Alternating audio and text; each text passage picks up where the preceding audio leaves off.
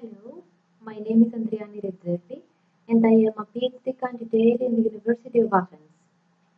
What I'm going to present you today is entitled The Violent Extremist Avant-Garde of the Far Left Anarchists in Current Greece, the case of the Anarchist Collectivity Rouvikonas. To begin with, since Metapolitefsi, namely the Greek political changeover in 1974, the kind of political violence that has dominated in the far-left milieu in Greece has been characterized by the defense of violence's instrumentality as a means of structuring the respective revolutionary visions.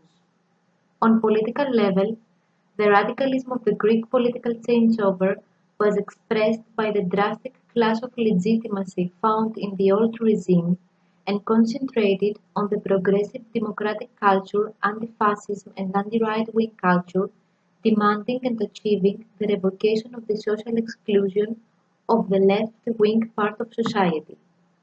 Indeed, the ideological and cultural domination of the left since Greek political changeover allow it, to a certain extent, the development of a symbiotic relationship between society and far-leftist urban warriors who acted as a para-institutional mechanism that supervises how democracy was being applied, violently intervened the political system by acting as a correctional judge, and ultimately perceived themselves a vigilant protector of the people. Taking these introductory remarks into account, and within the tight time schedule, I will attempt a brief periodization of far-left anarchist milieu since 1974, then stress the current trends within Greek economic crisis since 2010. I need to highlight that this is not an exhausting recording and that attempts of comparison initiate in relation to social address, the strategic selection of avant-gardism in the name of the Greek people, and the dominant presence in the media. That is to say that, for example, analysis of revolutionary popular struggle, another prominent group that acted between 1975 and 1995, is out of the scope of this brief text. Also, it is taken for granted that the pursuit of social repercussion is the common denominator of the relative groups that used the strategy of propaganda by the deed, which was introduced into modernity by the Russian anarchists at the end of the 19th century. Moreover, as we speaking of different scale phenomena that apply also to terrorism in legal terms, I prefer to use the classic typology of political violence by Della Porta that she uses variables the degree of violence in a repertoire, differentiating between low level and high level, and the actor's degree of organization. That is, in order to fit in the spectrum all the players of far-left anarchist milieu that challenge the legality and legalization of Greek political establishment since 1974. To begin with the first period, the most important groups in Greece since 1974 and until the end of the 20th century were Revolutionary Organization 17 November and Revolutionary Popular Struggle, who both drew their belief that socialism in Greece could only be achieved through an armed struggle under the leadership of a revolutionary vanguard from the November 1973 revolt and Metapolitefsi. 17 November selected the strategic choice of the urban guerrilla, believed to the Leninist vanguardist tradition that a hierarchical organization could mobilize the masses. It acted as the most murderous group and gained significant publicity.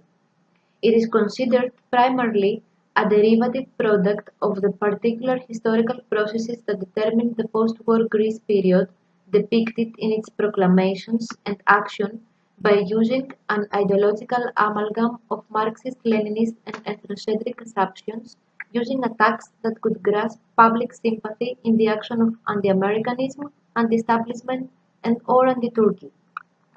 17 November attempted to repoliticize the pre-existing conflicts that have rocked post-war Greece in the new era of Metapolitefsi.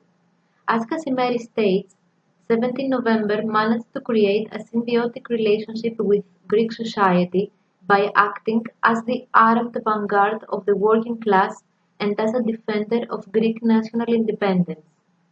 It is indicative what group's leader of operations Dimitris Koufondinas stated in his apology. 17 November was, as the group had persistently stated from the very beginning, an organization of simple popular fighters, and since it came from the guts of the populace, it was the populace's voice that 17 November listened to, and it was the populace's own interest that it tried to serve. Especially in the 80s, the group gained great mythicization and was characterized by phrases as phantom organization or Zorros by newspapers, while the attacks became a crusade against the so-called Lubenbig bourgeois class in Greece. During 90s, the group had become in terms of its social resonance what we call as the armed hand of a banal, indifferent, and to a certain extent irrelevant conformism, combined with what de la Porta calls as a spiral of encapsulation that eventually leads to deadly factionalism when analyzing clandestine violence. The first period of far-left political violence that applies to an exemplary kind of clandestine violence ends with the dismantling of 17 November in 2002. This kind of far-left clandestine violence continues to be active, with notable changes though in terms of pursued aims, social address and operational action. The new generation of terrorists in Greece appeared since 2002 such revolutionary struggle act mostly as a continuous to the legacies of urban warriors that dominated in Greece until then. That I place it as an intermedio to the next period. A distinctive new era in Greek far-left political violence was signalized by the 2008 Greek December events that started when a 15-year-old Greek student was killed by a police officer in Athens, followed by large protests and demonstrations, which escalated to widespread rioting. The events of December 2008 are analyzed as an instance of contentious politics par excellence. The anarchist or anti-authoritarian milieu came to the forefront, while cases of semi-military and clandestine violence appeared using nihilist rhetoric, rejection of working-class solidarity, and clear denunciation of the Greek Luban petit bourgeoisie masses. Groups such as Sect of Revolutionaries and Conspiracy of Fire Cells showed the revolutionary subject of populace as an unrespectful and untrustworthy source of inspiration. It is reported here that an exemplary period in terms of far-left armed vigilantism, where the Greek populace is becoming again the revolutionary subject, is the economic crisis since 2010, although we need to highlight that in terms of social appeal, the intense collective social sentiments of shame, indignity, or lost pride were grasped mostly by the far-right scene. The trigger event that led to what Sevastakis calls as the path to the communist mutation of a serious part of the domestic anarchist space is the morphine events, namely the deaths of 3 bank employees by Molotov bombs during the first massive protest against the international bailout of the country on May 5, 2010. Discussions and critique on indiscriminate and organized violence, antisocial violence, nihilism, individualist and insurrectionary anarchism provoked self-reflection on groups or collectivities, certain fermentations and fractures. One comprehensive derivative of the aforementioned processes is the creation of the Anarchist Collectivity Rouvikonas in 2015. Rouvikonas is chosen as a prominent case that reformulates the patterns of armed vigilantism that dominated in the first period I described above, while trying to fend off the discourse and practices that prevailed in this milieu since December 2008. Moreover, Rouvikonas gained important publicity by using as a strategy, as they state, the propaganda by the deed in a spanned way, namely by using low-intense but organized violence, or to be more precise, threat of using violence as a protest against the established system. What is new about Rouvikonas' vigilantism is that it is not armed in the traditional way of terrorizing, instead uses the threat of being actually violent to those considered as enemies. In that sense, Rouvikonas mostly seeks to create a sluggish tension by spreading the agonizing anticipation of the next attack. On communication level, Rouvikonas' strategic innovation has to do with an effective propaganda by also using the new media, such as social media, internet and videos, as channels of outreach, as they call, that reach the Greek traditional established media with spectacular news, however without terrorism and without victims. With, according to the group, knowledge of the limits of the current situation, Rouvikonas grasped the surrounding sense of social indignity of the continuously Greek indignant society, as they say. And it is to say that indeed Greek society legitimized a certain kind of controlled violence to those considered as powerful and corrupted. Being in the same page, the prominent ethical figure of far-left milieu and convicted terrorism and operational leader of 17 November Dimitris Koufoudinas stated in 2012 from prison that it is time to recapture the thread of revolutionary tradition without deceptions and illusions. Koufoudinas has been supported many times by Rouvikonas when, for example, he has been rejected on his request for prison leave.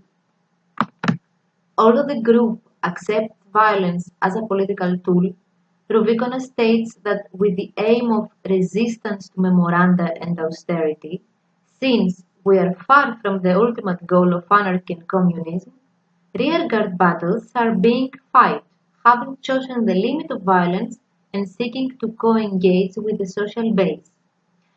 That is the base of the social pyramid, the people, the poor, the world of work, disregarding the so-called revolutionary elitism that is accusing Rouvikonas of battering the petite bourgeoisie. On geographical level, Rouvikonas' calls for action are taking place mostly in the capital of Athens, but not only to traditional neighborhoods of working classes, but also to more of middle-upper class districts.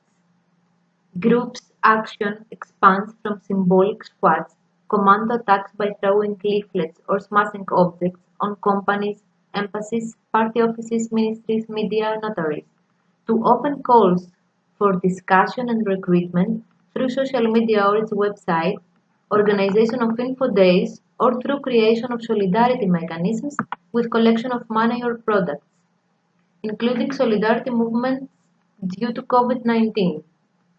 It is noteworthy that within the quarantine in Greece due to COVID-19 in March and April of 2020, Anarchist Federation, where Rouvikonas belongs to, stated that the whole of society must at this time support at individual and collective level the proposals for protection formulated by the scientific community.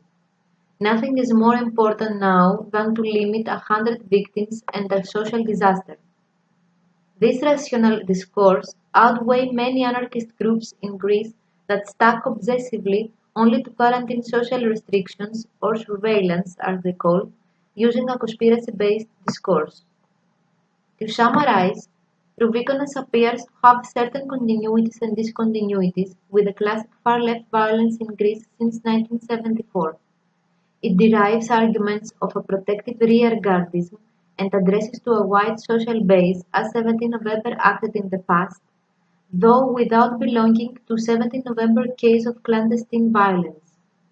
Rouvikonas chooses a politically delimited level of violent interventions without blood, without causing bodily harm, without serious damage to public or private property. Is this a new dominant period? We cannot tell for sure that the case of Rouvikonas signalizes a new dominant trend, let alone considering that group's action has been exploited politically in Greek parliament. Moreover, cases of clandestine political violence of the far-left anarchist milieu are still on, however without any sign of social legitimization. These cases, we could say, are mostly socially irrelevant.